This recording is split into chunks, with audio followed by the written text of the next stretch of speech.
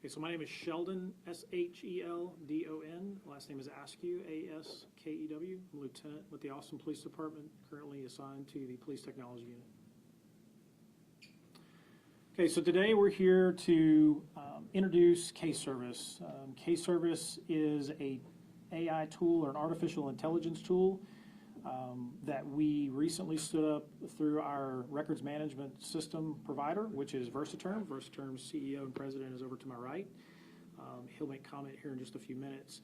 So what this tool is going to allow for the Austin Police Department to do is to leverage this technology to better ingest in a more timely fashion reports sent to the Austin Police Department. I want to stress that this technology is strictly for non-emergency type events.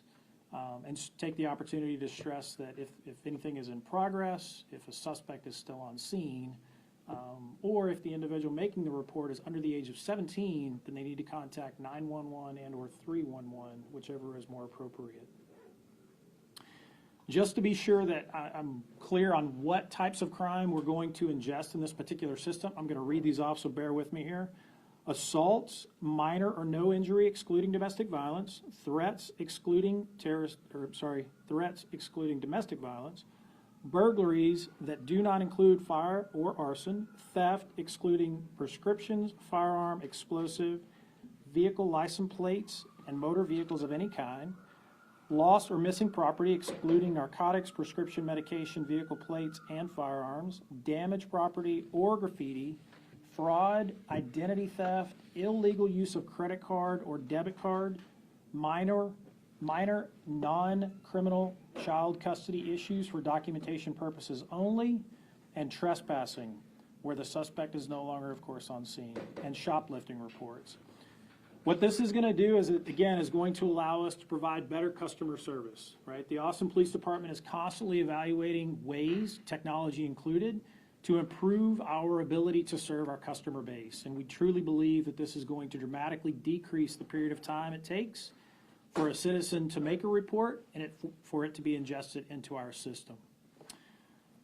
Before Mr. Loomis comes up to make comment, I just want to highlight the fact that Austin Police Department has had iReport for quite some time. iReportaustin.com is the actual address. When citizens go to this particular page, they'll see instructions in English, and below that, they're going to see instructions in Spanish. It's going to summarize exactly what I just stated. And there are the title codes in which will be ingested. Below that is instructions in Spanish, recognizing the fact that we have a large population in Austin that speaks Spanish.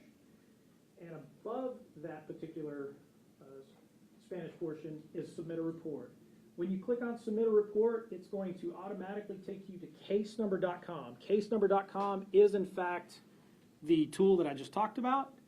I'll walk through a quick demo on how this works. Can you see? I'll walk through a quick demo to show you all how this works. But I want to highlight a few things as we're doing so.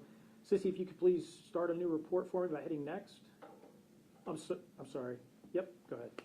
You can do it two ways. You can start a report two different ways. You can either put in a physical address of the location in which the event occurred, or you can drag and drop the red pin to a particular location if you're unaware of the physical address. Once you drop the address, it's going to ask you to create a 4-digit code. And from there, it's going to ask you for a phone number. Now, this is obviously a phone number you can be reached at. From there, it's going to provide you an access code. It's important that the citizens using this particular software record the access code in the event that you want to get back into your report. Say you started a report and then you've stopped. If you want to continue a report or if you want to check the status of a report, you're going to need that access code. Once you acknowledge and close that block, then the report is actually going to start. The artificial intelligence tool is then going to walk you through a series of questions If for some reason you want to choose another language, you speak another language, there is a box to the far right in the upper corner that will allow you to change to another language. There's approximately 30 languages built into the system. And as you can see, now everything is in German on the screen. The city of Austin recognizes, I believe, 7 languages, but we've gone far and above that, obviously, with 30, recognizing, of course, that the citizens might not speak one of those 7 languages. So as you continue through the report, it's going to ask you again a series of questions pertinent to the actual event you're trying to report to the police department. In the past, we've had a script-based system that only asked you 5 or 6 questions, which didn't provide enough information to the police department. This is a much more robust system that allows for us to capture more information and give more information to the detectives that will eventually investigate the case. So it's a much, much better system. Sissy, you can go through a couple of those questions if you wouldn't mind.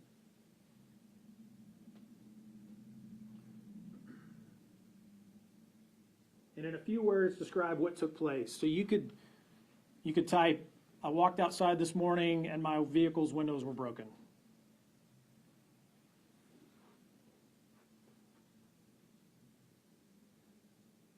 All right, so she, in this case, typed in criminal trespass. Based on your information, I see you want to report a criminal trespass or incident of criminal trespass. Is that correct? So it's going to ask you a series of questions confirming it, in fact, the report or the crime, rather, you're trying to report is accurate.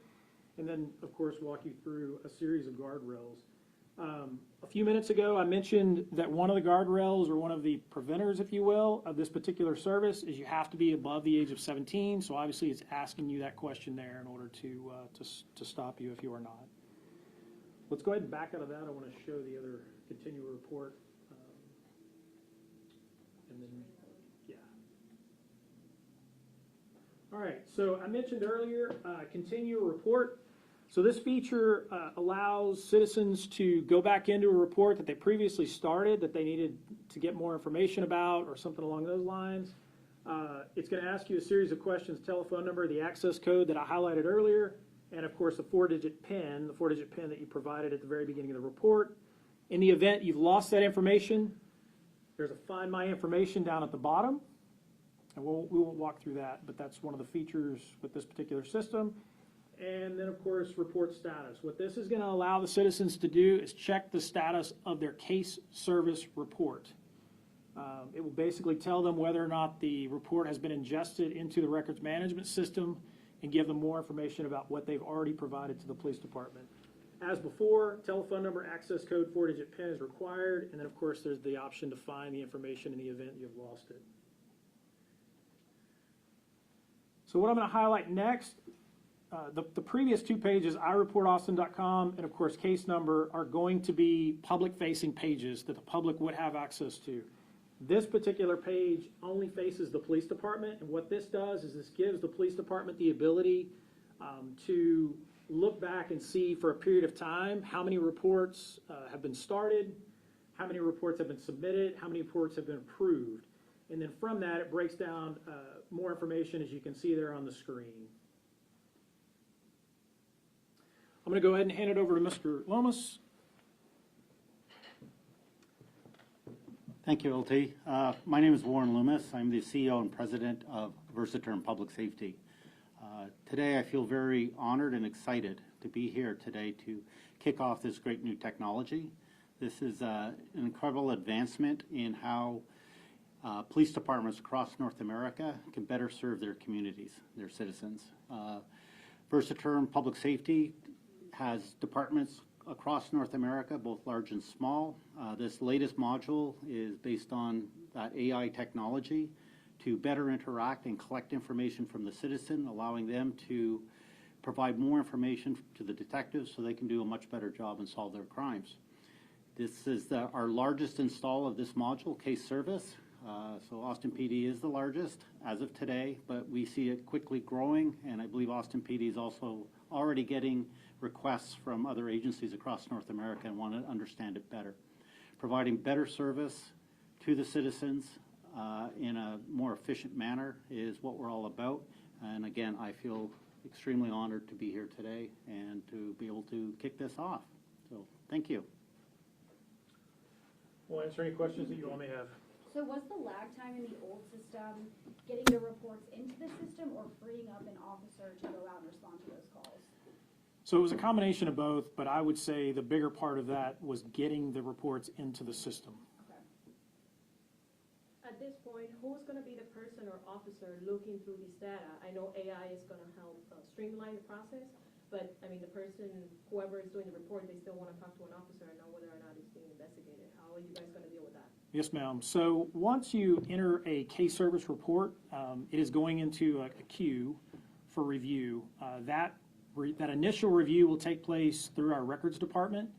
And once that is approved and pushed into the RMS itself, the records management system, I apologize, then it will be assigned to a detective or an investigative unit. So an investigator will contact the reporting party and follow up with the reporting party at that point. What's the goal for the time it takes from filing a report for an investigator to reach out to the person? As quickly as possible.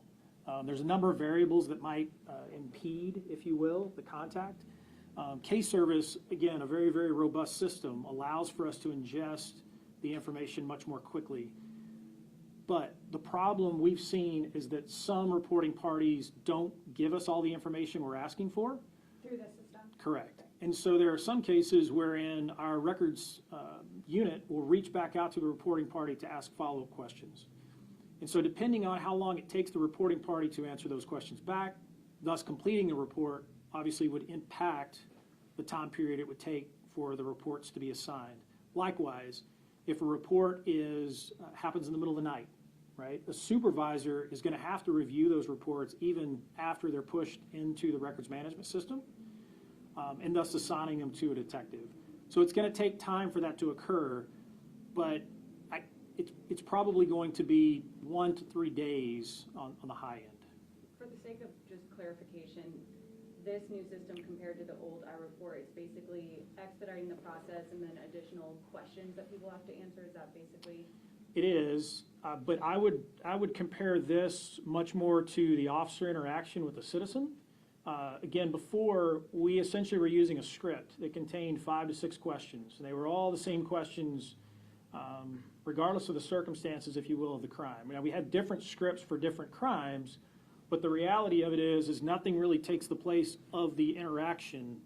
Now, when you introduce AI, obviously the AI portion converses with the reporting party much more similarly than, say, an interaction between an officer. So it's going to greatly enhance our ability to capture relevant data, but it's also going to decrease the amount of time that it took for the script that I mentioned earlier to work its way through the system into the records management system, where this is on an automated track to do so. And there was a time when APD was recommending that any non-emergency basically request or call should go through 311. Does this mean now we're trying to get 311 more back to like, there's a pothole on my street, and then this is for, non-emergency but a little more serious crime? Like, how do people know whether to call 311 or this? So great question, and it's those titles that I highlighted earlier and read off, and it's also the titles that are listed on the iReport website, and they're there, right there, yep. So they're right there. So if a citizen in the city is involved in one of these events, then they're encouraged to use the case service module to do the report. Before 311? Yes, ma'am. Okay. Is there anything different now when someone calls 311 and they get sent to online? Is that still the same process, or is it different now with this? So in the past, if someone called 311 and they were directed to iReport, they're likely to be directed to iReport now. The only difference is, and they probably won't see it unless they've filed previous reports to know what the old system was. Now iReport is going to direct you to case service instead of the script system that I spoke about earlier. Is the idea with this feature in a way to eliminate that job, taking into account there's vacancies inside of APD, or what's really the whole idea? Like, why are we using AI now? It's all about customer service, and I touched on that earlier. The department is constantly trying to evolve in this space, recognizing that the citizens are busy, recognizing that we have an obligation to support and serve those citizens. And so we just saw this as an opportunity to better serve the citizens of Austin. By no means are we trying to do away with jobs or anything like that. October 2021, when we switched over to the 311, you heard from the community there was a lot of frustration from business owners and homeowners. Do you think this process will help smooth everything out? Or I guess what have you been dealing with 311 and hoping this can better that process? So yes, we heard the citizens, we heard the complaints with the delays and the backlogs and things of that nature. And yes, we firmly believe that this process will streamline a citizen reporting something to the police department and it getting to an investigator in a timely fashion. How much is this really going to reduce that lag time if there's still a staffing shortage in the department in general when it comes to people getting out, detectives being able to get out to these non-emergency calls? So the detectives historically haven't gone to the scene of the non-emergency calls, right? They're tasked with investigating those particular cases. The detectives are still responsible for the investigation of those particular crimes. There never was, to my knowledge, a delay of investigation. It was the delay of ingesting the reports within the records management system. This technology closes that loop. So in the last process, once a report did get processed through it, a detective or investigator was able to reach out to the person right away. That wasn't an issue in the past? I'm not sure, I can't speak to the length of time each individual detective took, because obviously detectives work at a different pace. Based on the complexity of their caseload and the crimes they're investigating, it may have taken periods of time longer or even shorter in some cases to reach out to citizens. But again, this particular technology is to bridge or focus on the issue that was our ingesting or inability to ingest those reports into the records management system. Is there anything on this list that gets higher priority when it comes through? All of these titles are non-emergencies, and we've done a lot of research. We've had a lot of meetings with respect to the creation of what we're calling guardrails to prevent people from using this system when it's in fact an emergency.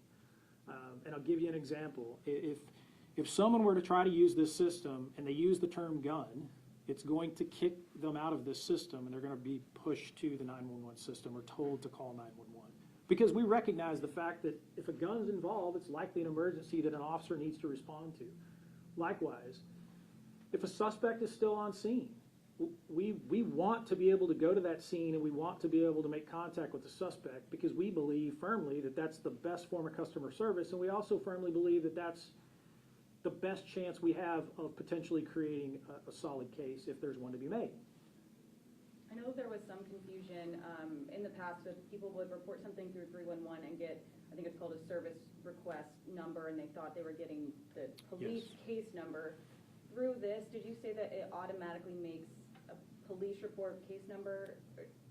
Did I hear that So when you initially file the report through case service, you are going to get a case service number. You're not going to get an Austin Police Report number. Yes. So you're going to get a case service number. It's assigned specifically to the case service system or from the case service system. It's not an Austin Police Report. And the reason being is because earlier I spoke about the fact that we have to quality assure that the data that we need to actually push that case into the system is present. It's there. Right? In the event it's missing data and we just assign a case number, then we're essentially putting impartial or incomplete, rather, reports into the RMS or the records management system. And so to avoid that very issue, we put a stopgap in place to make sure that the quality is there, the information is there before the system will push the actual case number. But once it is pushed, and again, that's an automated process, the reporting party will then get an Austin Police Department number, case number.